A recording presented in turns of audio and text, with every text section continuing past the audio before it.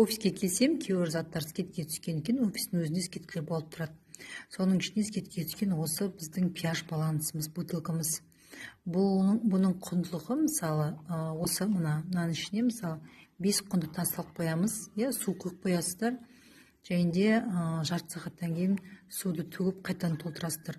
Бұл суды ішкен кезде кәдімгідей жұмсақ, ағзамызға өте күшті келеді. Қандай да бір аурулар болса, өте күшті асқазанды да емдейді. Бұның құрамындағы тастар шунгит, кремень, магний және цианид. Осы құнды тастармен суымыз кәдімгідей өте күшті, жұмсақ, ағзаға пайдалы су болады. Бұған скидка из-за того, что бутылкасы қорабы уже кішкене жыртылған, соған атак бутылкасы бәрі жақсы.